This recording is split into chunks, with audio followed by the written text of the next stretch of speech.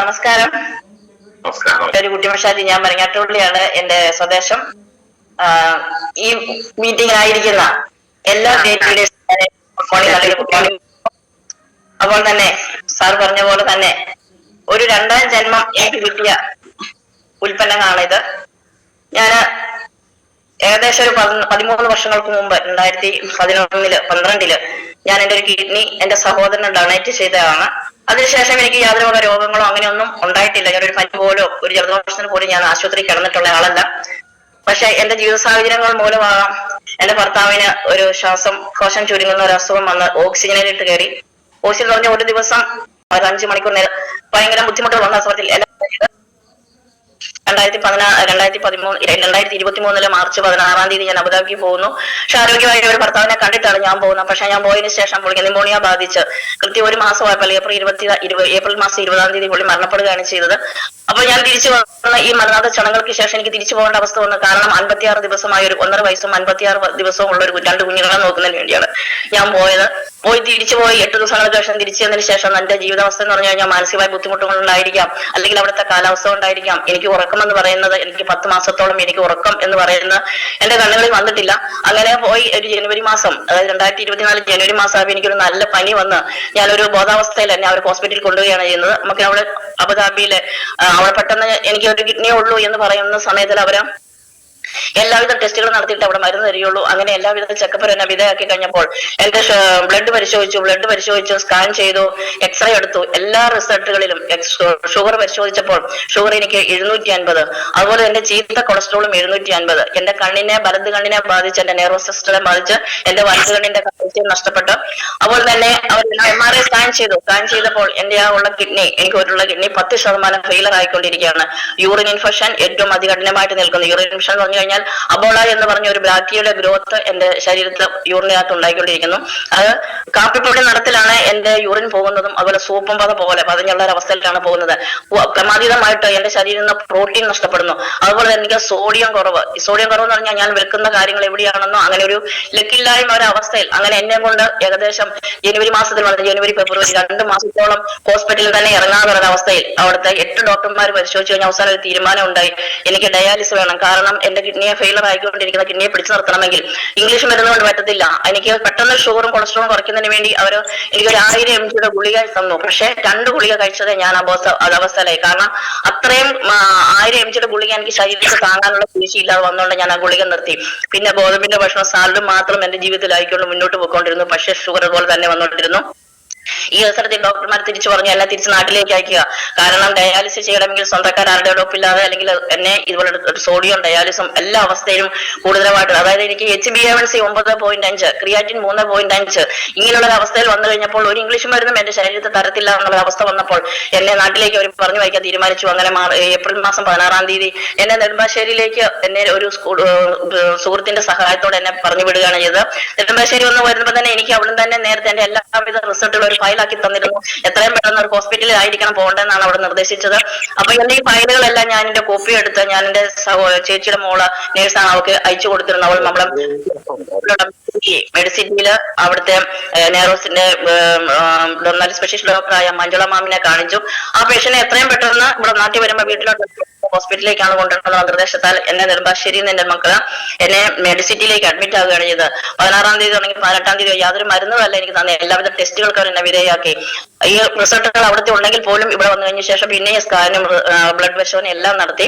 അപ്പൊ ഇവിടുത്തെ തീരുമാനവും ഒരു 5 ഡയാലിസിലെങ്കിലും ഉണ്ടെങ്കിൽ മാത്രമേ എന്റെ കിഡ്നി മുന്നോട്ടുള്ള പ്രവർത്തനത്തിൽ നിർത്താൻ പറ്റുകയുള്ളൂ എന്നുള്ള തീരുമാനത്താൽ എന്റെ ഒരു ബ്ലഡ് പരിശോധന 15 ദിവസം കഴിഞ്ഞാൽ റിസൾട്ട് കിട്ടുള്ളൂ. അപ്പോൾ ആ 15 ദിവസം കഴിയുമ്പോൾ റിസൾട്ട് വരുമ്പോൾ വിളിക്കാം. അപ്പോൾ എന്നാണ് ഡയാലിസിസ് തുടങ്ങുന്നത് എന്ന് ഉള്ള നിർദ്ദേശം തരാൻ വേണ്ടി എന്നെ വീട്ടിലേക്ക് പറഞ്ഞു വിട്ടു. യാതൊരു വക മരുന്നും തന്നില്ല, നമുക്ക് ഭക്ഷണം മാത്രം പഥ്യം എന്ന് പറഞ്ഞു വിട്ടു. അങ്ങനെ 18 ഞാൻ വീട്ടിൽ വന്നു. 20 എന്റെ ഭർത്താവിന്റെ ആണ് പള്ളിയിൽ പോകുന്നത് തന്നെ 4 സഹായത്താൽ.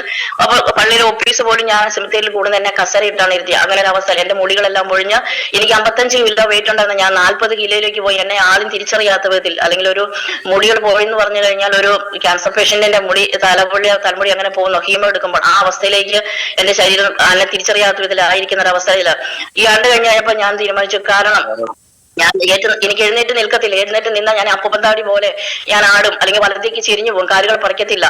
അതുപോലെ തന്നെ കുനിഞ്ഞൊരു സാധനം എടുത്താൽ മുന്നോട്ട് കവന്ന് വീഴും, അടിച്ചു വീഴും. അങ്ങനെയുള്ള ഒരു അവസ്ഥയിൽ എനിക്ക് ഒരു വീട്ടിൽ 2 ആമക്കളാണുള്ളത്. ഒരു പെണ്ണിന്റെ ഒരു സ്ത്രീയുടെ സഹായം പോലും ഇല്ലാതെ എനിക്ക് മുന്നോട്ട് പോകാൻ മേലാത്ത അവസ്ഥ. എനിക്ക് തന്നെ കുളിക്കാൻ പാടില്ല, ഒരു തുണി തിരുമാൻ പാടില്ല, കട്ടിലിൽ നിന്ന് എഴുന്നേക്കാൻ പാടില്ല. എഴുന്നേറ്റ് കഴിഞ്ഞാൽ എനിക്ക് അതുപോലെ തന്നെ ഈ ഷുഗർ 750 ആകുന്ന പോലെ തന്നെ നേരം വെളുക്കുമ്പോൾ ചിലപ്പോൾ 40ലേക്ക് കുറയും. കാരണം എനിക്ക് എഴുന്നേക്കാൻ പറ്റും. എഴുന്നേറ്റാൽ ഞാൻ ഫാൻ കറങ്ങുന്നതല്ല, കറങ്ങി കട്ടിലേക്ക് തന്നെ അടിച്ചു വീഴും.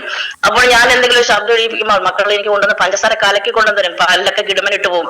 അങ്ങനെ പഞ്ചസാര ലായനി കഴിച്ചു കഴിഞ്ഞിട്ട് ഇനി 10 മീറ്റർ കൊണ്ട് എന്റെ ഷുഗർ നോക്കിയാൽ 60ലേക്കായിരിക്കും വരുന്നത്. അപ്പോൾ ഒരു 40ലേക്കെങ്കിലും എന്റെ ഷുഗർ താഴ്ന്നു പോകുന്ന അവസരമുണ്ട്. കൂടുമ്പോൾ 250, കുറയുമ്പോൾ 40ലേക്ക് മതി. ഇങ്ങനത്തെ ഒരു അവസ്ഥയിൽ എനിക്കൊരു പരസഹായം പോലും ഇല്ലാതെ മുന്നോട്ട് പോകാൻ പറ്റാത്ത അവസ്ഥയിൽ വന്നു കഴിഞ്ഞപ്പോൾ ഞാൻ തന്നെ തീരുമാനിച്ചു, ബോംബെയില് ഡയാലിസ് എന്ന് പറയുന്നത് എന്റെ കുടുംബത്തിൽ ഞാൻ കിഡ്നി കൊടുത്ത മോനെ 50 ദിവസം ജീവിച്ചിരുന്നുള്ളൂ. അവനും ഡയാലിസിലാണ് മരിക്കുന്നത്. കാർഡിയാക് അറസ്റ്റ് ഉണ്ടായി. അതുപോലെ ആ കൊച്ചിന്റെ അച്ഛനും കിഡ്നി കൊടുത്തിരുന്ന ആളായിരുന്നു. അതുപോലെ തന്നെ ഒരു അറ്റാക്ക് വന്നപ്പോൾ കൊടുത്ത ഇഞ്ചക്ഷന്റെ സൈഡ് എഫക്ട് ആയിട്ട് ആ കിഡ്നിയാൽ ബാധിച്ച് ഡയാലിസ് ആയിട്ടാണ് ആ കുഞ്ഞിന്റെ അച്ഛനും മരിക്കുന്നത്.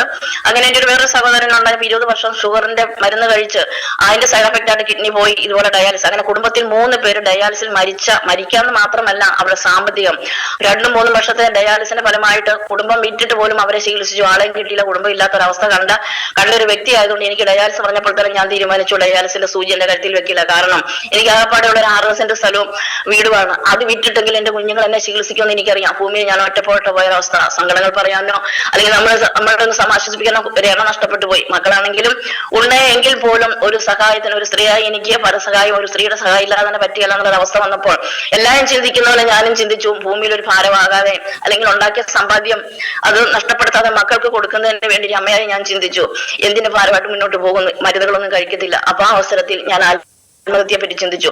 കാരണം അബുദാബിയിൽ നിന്ന് 22 ഗുളിക 1000 mg തന്നുണ്ടായിരുന്നു. അതിനകത്ത് 2 ഞാൻ കഴിച്ചോളൂ, ബാക്കി 20 എന്റെ കയ്യിലുണ്ട്. മെയ് മാസം 8-ാം തീയതി ഞങ്ങളുടെ 38-ാം കല്യാണ വാർഷികമാണ്. അന്ന് പള്ളിയിൽ പോവുക. അന്ന് പള്ളിയിൽ പോയതിനു ശേഷം ഭർത്താവിന്റെ കുഴിമാടത്തിൽ പോയി 5 ഗുളിക കൊണ്ട് ഇതിന്റെ 5 ഗുളിക എടുത്തുകൊണ്ട് പോയി കഴിച്ച് ആത്മഹത്യ ചെയ്യാൻ വേണ്ടി തന്നെ ഞാൻ തീരുമാനിച്ചു. ആ തീരുമാനം എന്റെ മനസ്സിൽ ഉറപ്പിച്ചു കഴിഞ്ഞപ്പോൾ ഞാൻ എന്റെ ഡയറിയിൽ എഴുതി, എനിക്ക് 60 വയസ്സായി. ഈ 60 വയസ്സിനിടയ്ക്കുള്ളിൽ എന്റെ ജീവിതത്തിൽ ഒത്തിരി സുഹൃത്തുക്കളും ബന്ധുക്കളും ആൾക്കാരും ഒക്കെ ഉണ്ട് എന്റെ ജീവിതത്തിന്റെ പല അവസരങ്ങളിൽ. അപ്പൊ അവരെ എല്ലാവരെയും ഒരു നോക്ക് കാണാൻ വേണ്ടി തന്നെ ഞാൻ തീരുമാനിച്ചു. അതിനുള്ള ഡയറിയ ഞാൻ എഴുതി.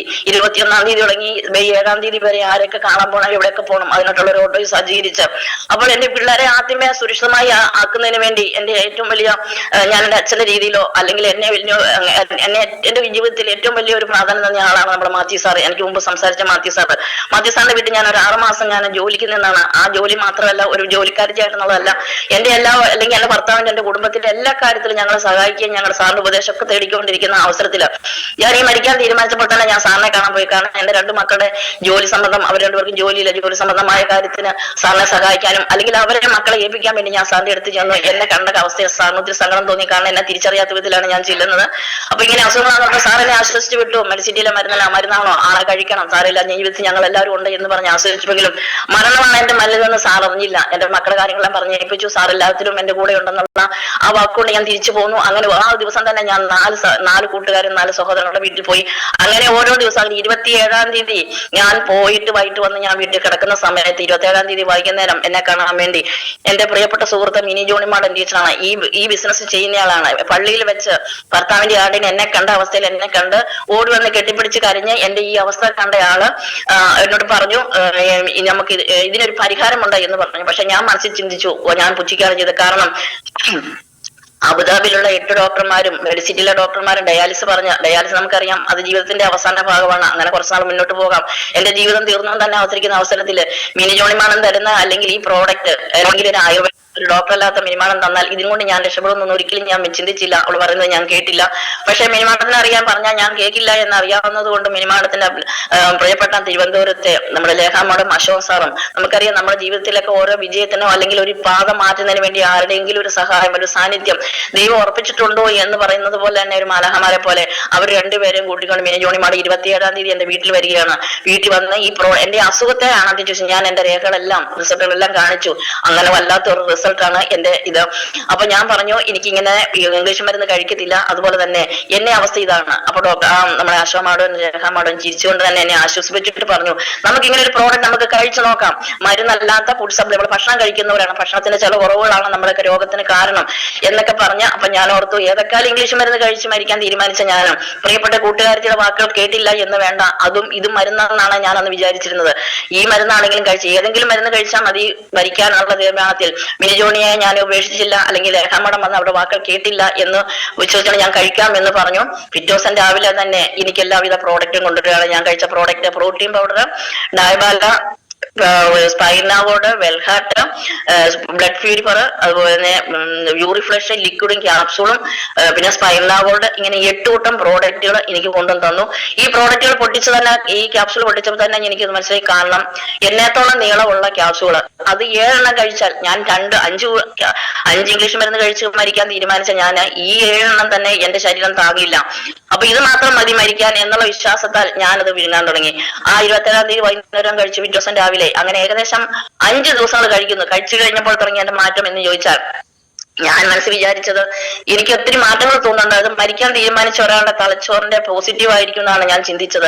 കാരണം നമ്മൾ ഒരു മരണം മുന്നിൽ കണ്ട ഒരു വ്യക്തിയുടെ മനസ്സുണ്ടാവുമെന്ന് എനിക്കറിയാം. നമുക്ക് ലോകത്ത് ആരെയും കാണാൻ ഇഷ്ടപ്പെടും, ആരുടെ ശബ്ദം കേൾക്കാനും നമുക്ക് ഇഷ്ടമല്ല, കാണുന്നെല്ലാം നമുക്ക് അന്നേരം പോസിറ്റീവായിട്ട് തോന്നും. അപ്പൊ അങ്ങനെയാണെന്നാണ് ഞാൻ വിചാരിച്ചത്. കാരണം ആദ്യമേ 5 ദിവസം കഴിഞ്ഞപ്പോൾ എനിക്ക് രാവിലെ എഴുന്നേൽക്കുമ്പോൾ ആ എഴുന്നേൽക്കുന്ന തലകറക്കം, അല്ലെങ്കിൽ ആ പല്ലൊക്കെ കിടുമനിട്ട് വരുന്ന അവസ്ഥ ഇല്ലാതായി. അപ്പൊ ഞാൻ ചിന്തിച്ചത് ഈ ഗുളികയുടെ ഈ ക്യാപ്സൂൾ അല്ല, റിസൾട്ട് അല്ല, ഞാൻ മരിക്കാൻ തീരുമാനിച്ചുകൊണ്ട് എന്റെ ശരീരം ഓരോന്നിനോടും ആക്റ്റീവായിട്ട് വരുന്നതാണ് ഞാൻ വിചാരിച്ചുകൊണ്ടിരുന്നത്. അങ്ങനെ 15 ദിവസം, അതായത് മെയ് മാസം 12-ാം തീയതി, കൃത്യമായിട്ട് എല്ലാ ഡേറ്റുകളും എന്റെ ജീവിതത്തിൽ ഞാൻ മറക്കത്തില്ല. മെയ് മാസം 12-ാം തീയതി നമ്മുടെ മെഡിസിറ്റിയിൽ നിന്ന് എനിക്ക് മെസ്സേജ് വരുന്നു, എനിക്ക് എന്റെ റിസൾട്ട് കിട്ടി, എന്നോട് ഹോസ്പിറ്റലിൽ ചെല്ലുക ഡയാലിസിന് എന്നാണെന്നുള്ള കാര്യങ്ങൾ തീരുമാനിക്കുന്നതിന് വേണ്ടി. ചേച്ചിയുടെ മോളെയും കൂട്ടിക്കൊണ്ട് ഞാൻ മെഡിസിറ്റിയിൽ ചെല്ലുന്നു. അവർ ഡോക്ടറെ അവിടെ വെച്ച് തന്നെ എന്റെ കൈവെള്ളയിൽ നിന്ന് നമുക്ക് ഒരു ഗ്ലൂക്കോമീറ്റർ കൊണ്ട് എന്റെ ബ്ലഡ് പരിശോധിക്കുന്നു, ഷുഗർ പരിശോധിച്ചപ്പോൾ 135 എന്ന് കണ്ടപ്പോൾ ഡോക്ടർ പറഞ്ഞു ഈ മിഷൻ തെറ്റാണ്. കാരണം 15 ദിവസങ്ങൾക്ക് മുമ്പ് എന്റെ 750 കണ്ടുന്ന ഷുഗർ ഈ 15 ദിവസം കൊണ്ട് ഈ 135 കണ്ടപ്പോൾ ആ മിഷന്റെ കേടാന്ന് പറഞ്ഞു. വെയിനയിൽ നിന്ന് കുത്തിയെടുത്തോണ്ട് എല്ലാവിധ റിസൾട്ടുകൾ എഴുതി തന്നു. കൊളസ്ട്രോള്, അതുപോലെ യൂറിൻ പരിശോധിച്ച് ഉള്ള റിസൾട്ട് എല്ലാം കൂടെ വന്ന് ഏകദേശം 2 മണിക്കൂർ കിട്ടി. അന്നേരം ഇതുപോലെ തന്നെ ഷുഗർ 135, 750 കൊളസ്ട്രോള് എനിക്കത് 200-ലേക്ക് കുറഞ്ഞു. അതുപോലെ തന്നെ ബാക്ടീരിയയുടെ ഗ്രോത്ത് കുറഞ്ഞു, യൂറിൻ ഇൻഫെക്ഷന്റെ അളവ് കുറഞ്ഞു. ഇതെല്ലാം നോർമൽ ആയില്ല എങ്കിൽ പോലും അപകടാവസ്ഥ തരണം ചെയ്ത് വന്ന എന്റെ കിഡ്നിയുടെ ആരോഗ്യത്തെ ഒന്ന് മെച്ചപ്പെടുത്തുന്നത് പോലെ തോന്നുന്നു. ഡോക്ടർ പറഞ്ഞു തൽക്കാലം നമുക്ക് ഡയാലിസ് വേണ്ട, നമുക്ക് എന്താണെങ്കിലും നേരത്തെയിലൊക്കെ പറഞ്ഞു. അപ്പൊ എന്താണ് കഴിക്കുന്നതെന്ന് ചോദിച്ചപ്പോൾ എനിക്കറിയാം ഇംഗ്ലീഷ് മരുന്ന് ഡോക്ടർമാരോട് നമ്മുടെ ആയുർവേദത്തിന്റെ കാര്യം പറഞ്ഞാൽ അവര് അപ്പോൾ തന്നെ എന്നെ ഒന്നുകൂടെ പീഡിപ്പിക്കുന്നോർത്ത് ഞാൻ പറഞ്ഞു ഞാൻ ഭക്ഷണത്തിൽ ഭക്ഷണം നിയന്ത്രിക്കുകയാണ്. ഞാൻ ഗോതമ്പിന്റെ ഭക്ഷണം, അതുപോലെ തന്നെ സാലഡ്, പച്ചക്കറികളാണ് ഞാൻ ഉപയോഗിക്കുന്നതെന്ന് പറഞ്ഞപ്പോൾ പറഞ്ഞു എന്താണോ കഴിച്ചോണ്ടിരിക്കുന്നത് അത് തന്നെ മുന്നോട്ട് പോവുക. ഇനി ഷുഗർ പറഞ്ഞ ഒരാളല്ലേ, അതുകൊണ്ട് ഏറ്റവും കുറഞ്ഞൊരു ഡോസുള്ള ഒരു ഗുളിക ഞാൻ കുറിച്ച് തരാം, അത് ഉപയോഗിച്ചുകൊണ്ടിരുന്നുള്ളൂ, 10 ദിവസം കൂടുമ്പോൾ വരിക എന്ന് പറഞ്ഞ് എന്നെ പറഞ്ഞു വിട്ടു. ഞാൻ ആ ക്യാപ്സൂൾ വാങ്ങിച്ചില്ല. അന്ന് സന്തോഷത്തോടെ ദൈവത്തിന് നന്ദി പറഞ്ഞുകൊണ്ട് തന്നെ ഞാൻ ഏകദേശം 3 മാസത്തോളം ഈ പ്രോഡക്റ്റുകൾ തന്നെ മുന്നോട്ട് കൊണ്ടുപോയി. ഞാൻ ഓരോ 10 ദിവസം കൂടുമ്പോഴും ഞാൻ ആ ഹോസ്പിറ്റലല്ല പോകുന്ന മൈക്രോബയോളജി ലാബിൽ പോയി എന്റെ ബ്ലഡുകൾ പരിശോധിച്ച് ഞാൻ HbA1c നോക്കും, ഷുഗർ നോക്കും, കിഡ്നി ഫംഗ്ഷൻ നോക്കും, അങ്ങനെ എല്ലാവിധ ടെസ്റ്റുകളും ഞാൻ തന്നെ, ക്രിയാറ്റിൻ നോക്കും, ഇത് തന്നെ ഞാൻ നോക്കിക്കൊണ്ടാണ് എന്നിട്ട് ഈ പ്രോഡക്റ്റുകളെല്ലാം മാറി മാറി ഞാൻ ജീവിതത്തിൽ ഉപയോഗിക്കാൻ തുടങ്ങി. ഇന്ന് എനിക്ക് ക്രിയാറ്റിൻ 3.5 ഉണ്ടായിരുന്ന ക്രിയാറ്റിൻ എനിക്ക് 0.9 ഉള്ളൂ. അതുപോലെ തന്നെ HbA1c 9.5 ആയിരുന്നു, HbA1c എനിക്ക് ഇന്ന് 5.5 ആണ്. അങ്ങനെ തന്നെ എനിക്ക് ഈ പ്രോഡക്റ്റ് തന്നെ ഉപയോഗിച്ചുകൊണ്ട് എന്റെ ശരീരത്തെ, അതുപോലെ തന്നെ ഒഴിഞ്ഞു പോയ മുടികൾക്ക് പ്രത്യേകിച്ചൊന്നും ഞാൻ ചെയ്തില്ല. നമ്മുടെ ഈ പ്രോഡക്റ്റുകൾ ഉപയോഗിച്ചുകൊണ്ട് എന്റെ മുടികളെല്ലാം എന്റെ തലയിൽ വന്നു തുടങ്ങി. ഞാൻ കിലോയുള്ള വെയിറ്റ് ഉള്ള ഒരാളായി മാറി. അതുപോലെ തന്നെയല്ല, നേരത്തെ എനിക്ക് ഉണ്ടായിരുന്ന ആരോഗ്യത്തെക്കാൾ കൂടുതൽ നല്ല ആരോഗ്യം ഇന്ന് ഞാൻ ഏത് ജോലിക്കും പോകുന്നില്ല. ഞാൻ നല്ലൊരു ഹോം നേഴ്സ് ആയിട്ട് പോകുന്നയാളാണ്, അതുപോലെ തന്നെ പ്രസവ ശുശ്രൂഷയ്ക്ക് പോകുന്നയാളാണ്. നമ്മുടെ പ്രോഡക്റ്റ് കൊണ്ടാണ് ഞാൻ പോകുന്നത്. പ്രസവ ശുശ്രൂഷയ്ക്ക് പോകുമ്പോൾ ചാമ്പ്യൻ തല്ലി വെച്ച് കുഞ്ഞിനെ അമ്മയും കുളിപ്പിക്കുമ്പോൾ തന്നെ നമുക്ക് ലേഹ്യത്തിന് വരെ നമ്മുടെ കവചപ്രാശാണ് ഞാൻ കൊടുക്കുന്നത്. അങ്ങനെ കുഞ്ഞുങ്ങളൊക്കെ കുളിപ്പിക്കുന്ന സോപ്പ് പോലും നമ്മുടെ നെയിമിന്റെ സോപ്പ് അല്ലെങ്കിൽ മഞ്ഞളിന്റെ സോപ്പ് അമ്മയ്ക്കും. അങ്ങനെ നമ്മുടെ പ്രോഡക്റ്റുകൾ കൊണ്ടുപോയാണ് ഞാൻ എന്റെ ജോലിക്ക് പോകുന്നത്. അതുപോലെ തന്നെ ഞാൻ വീട് കിടക്കുന്ന അമ്മച്ചിമാരെ ശുശ്രൂഷിക്കാൻ പോകുന്നതുമ്പോഴും അതുപോലെ അവിടെ ചെല്ലുമ്പോൾ അവിടെ വീട്ടിലുള്ള ആൾക്കാർക്കൊക്കെ എന്താണോ വേണ്ടത് അതെല്ലാം എന്റെ കയ്യിലുണ്ടാവും. അവരോടൊക്കെ കറഞ്ഞ് സംസാരിച്ച് അവരെ കൊണ്ട് പ്രോഡക്റ്റുകൾ എടുപ്പിച്ചിട്ടേ ഞാൻ തിരിച്ചു പോകുന്നുള്ളൂ. അങ്ങനെ ഞാൻ ഇതിന് രക്ഷപ്പെട്ടെന്ന് കണ്ടു കഴിയുമ്പോൾ ഞാൻ അവർ തന്നെ ഭരിക്കാൻ തീരുമാനിച്ചപ്പോൾ ഞാൻ ആദ്യം ആരെയാണ് കണ്ടത്, അതുപോലെ തന്നെ മാത്യു സാറിനെ ഞാൻ പോയി കണ്ട് ഈ പ്രോഡക്റ്റിനെ പറ്റി അല്ല പറഞ്ഞ ഒരു മീറ്റിംഗ് സംഘടിപ്പിക്കുകയാണ്. എന്റെ പഞ്ചായത്തിൽ ഞാനൊരു നോട്ടീസ് കാരണം നമ്മൾ കൂലിപ്പണി എടുത്താണെങ്കിലും ഏത് ജോലി ചെയ്താണെങ്കിലും നമ്മൾ ഉണ്ടാക്കുന്ന സമ്പാദ്യം നമ്മൾ കൊണ്ടുപോയി അവസാനം കൊണ്ടുപോയി കൊടുക്കുന്ന ഹോസ്പിറ്റലാണ്. അത് ഇനി തിരിച്ചറിവ് സാധാരണക്കാർക്കാണെങ്കിലും ആർക്കാണെങ്കിലും അത് നമുക്ക് കിട്ടിയ റിസൾട്ട് എല്ലാവരെയും വിളിച്ചറിയിക്കുന്ന സന്തോഷത്തോടു കൂടി ഞാൻ മിനിജോണി മാഡം കൂടി നമ്മുടെ പഞ്ചായത്ത് തലത്തിൽ ഒരു മീറ്റിംഗ് നോട്ടീസ് അടിച്ച് വിളിച്ചുകൊണ്ട് ആ മീറ്റിംഗിലേക്ക് ഞാൻ മാത്യു സാറിനെ വിളിച്ചു. മാത്യു സാറ് ഇതാണെന്ന് അറിയാതെയാണ് വന്ന് മാത്യു സാറും ഇത് കേട്ട് അതിനകത്ത് ഉപയോഗിച്ച് ഇന്ന് നല്ലൊരു ടീമായിട്ട് ഞങ്ങൾ വർക്ക് ചെയ്യുന്നുണ്ട്. അതുപോലെ ദൈവം കൈയൊട്ട അല്ലെങ്കിൽ ദൈവത്തിന്റെ കൈപ്പുള്ള ഈ പ്രോഡക്റ്റിനെ പറ്റി ഇന്ന് ഞങ്ങൾ ഘോരമായിട്ട് സംസാരിക്കുകയും കഴിയുന്നത്ര ആൾക്കാർക്ക് കൊടുക്കും. ഒത്തിരി റിസൾട്ട് എന്റെ വീട്ടിലുണ്ട്. എന്റെ സഹോദരൻ ഡയാലിസ് ആയ സഹോദരൻ ഇത് കൊടുത്ത ഡയാലിസ് മാറിയതും തൈറോയ്ഡ് 125 mg ഗുളിക കഴിച്ചുകൊണ്ട് എന്റെ സഹോദരന്റെ മോൾക്ക് 18 വയസ്സുള്ള മോൾക്ക് തൈറോയിഡിനുള്ള ഹെൽത്ത് കൊടുത്ത് ഇന്നത് 25 mg ഗുളികയിലേക്കൊക്കെ മാറ്റുന്ന ഒത്തിരി നല്ല അത്ഭുതമായ പ്രവർത്തനങ്ങൾ ഉണ്ടായിട്ടുണ്ട്. കാരണം ഞാൻ മരിച്ചു എന്ന് പറഞ്ഞ് മറിഞ്ഞിട്ടുള്ള കുറെ ജനങ്ങൾ എന്നെ കാണാൻ വന്ന ആൾക്കാർക്ക് ഇന്ന് ഞാൻ ഓടി നടക്കുമ്പോൾ അവർ ചോദിക്കുന്നത് എവിടുന്നുള്ള മരുന്നാണ്, എവിടുന്ന് കഴിച്ച് ഏത് ചികിത്സ, അവരോടെല്ലാം ഞാൻ ഘോരമായിട്ട് നമ്മുടെ പ്രോഡക്റ്റിനെ പറ്റി പറയും. എല്ലാവരും കഴിയുന്നത്ര ആൾക്കാർ ദൈവാനുഗ്രഹം ഉള്ള ആൾക്കാർ തീർച്ചയായിട്ടും ഇത് വാങ്ങിക്കുകയും വാങ്ങിച്ച് കഴിക്കുകയും ചെയ്യണം. അല്ലെങ്കിൽ ചിലരത് ഭയങ്കര വിലയാണെന്നും ഒക്കെ പറഞ്ഞ് മാറ്റിക്കൊണ്ട് പോകുന്നെങ്കിലും എന്നാൽ കഴിയാവുന്ന വിധത്തിൽ ഇതിനോട് കൂടുതൽ സംസാരിച്ച് ഇന്ന് ഞാൻ നല്ല രീതിയിൽ ഇതിനകത്ത് പ്രവർത്തിക്കുന്നുണ്ട്, മറ്റുള്ളവർക്ക് കൊണ്ട് പറഞ്ഞു കൊടുക്കുന്നുണ്ട്. തീർച്ചയായിട്ടും എന്റെ ഈ 2ാം ജന്മം ഞാൻ ഇതിനു വേണ്ടി മാറ്റിവെക്കുകയാണ്. ഞാൻ ഈ ഭൂമിയിൽ നിന്ന് മരിക്കാൻ തീരുമാനിച്ചത് ആരുമില്ല എന്ന് തീരുമാനിച്ച എനിക്ക് എല്ലാവരും ഇതിലൂടെ കിട്ടി. തീർച്ചയായിട്ടും എന്റെ അനുഭവം വഴി പറയുന്നതിന് വിളിച്ച സുമേഷ് സാറിന് ഒരിക്കൽ കൂടി നന്ദി പറഞ്ഞുകൊണ്ട് നിർത്തുന്നു. നന്ദി, നമസ്കാരം സുമേഷ് സാറേ. വണ്ടർഫുൾ.